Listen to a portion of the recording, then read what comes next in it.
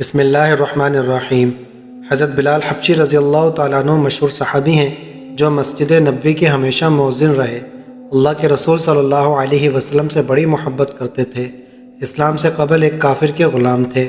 جب ایمان لے آئے تو اس وجہ سے طرح طرح کی تکلیف ان کو دی جاتی تھی۔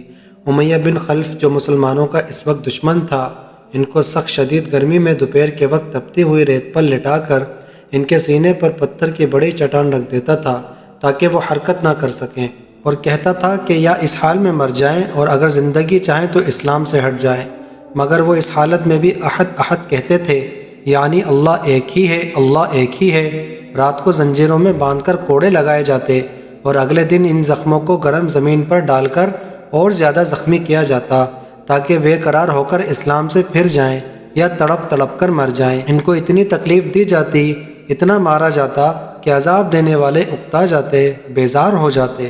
کبھی ابو جہل کا نمبر آتا تو کبھی امیہ بن خلف کا اور کبھی اوروں کا۔ ہر شخص اس کی کوشش کرتا کہ تکلیف دینے میں زور ختم کر دے، لیکن اس حال میں بھی ان کی زبان پر بس ایک ہی بات تھی کہ معبود ایک ہی ہے، معبود ایک ہی ہے۔ چونکہ عرب کے بت پرست اپنے بتوں کو معبود کہتے تھے، اس لیے ان کے مقابلے میں اسلام کی تعلیم توحید کی تھی، جس کی وجہ سے حضرت بلال رضی اللہ تعالیٰ عنہ کی زبان پر ایک ہی ایک کا ورد تھا۔ حضرت ابوبکر صدیق رضی اللہ تعالیٰ عنہ نے اس حالت میں دیکھا تو ان کو خرید کر آزاد فرمایا۔ یہ تعلق اور عشق کی بات ہے۔ ہم جھوٹی محبتوں میں دیکھتے ہیں کہ جس سے محبت ہو جاتی ہے تو اس کا نام لینے میں لطف آتا ہے، بار بار اس کو رٹا جاتا ہے۔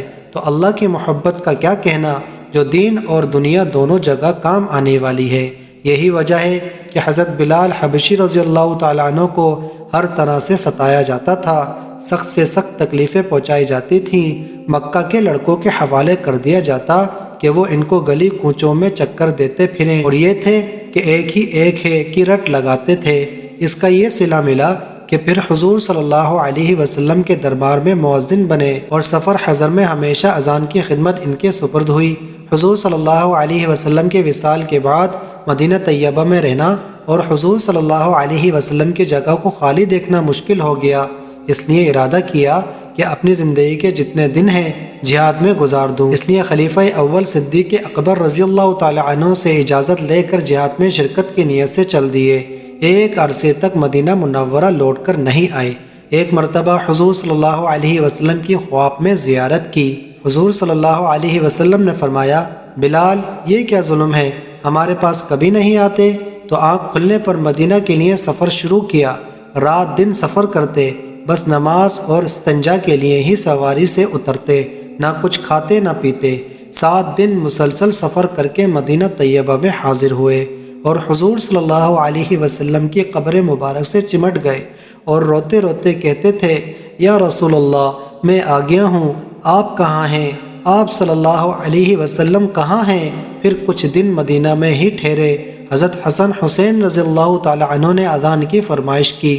لاڈلوں کی فرمائش ایسی نہ تھی کہ انکار کی گنجائش ہوتی۔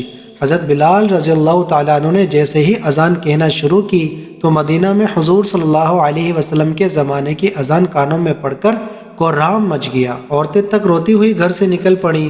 ایسا لگ رہا تھا کہ حضور صلی اللہ علیہ وسلم کا زمانہ لوٹ آیا۔ چند روز قیام کے بعد واپس ہوئے اور 20 ہجری کے قریب دمشق میں وصال ہوا۔ جب ان کا انتقال ہونے لگا تو بیوی پاس بیٹھی رو رہی تھی، تو حضرت بلال رضی اللہ تعالیٰ عنہ نے پوچھا، کیوں روتی ہو؟ انہوں نے کہا کہ آپ کے جانے کا وقت ہے اس لیے رو رہی ہوں۔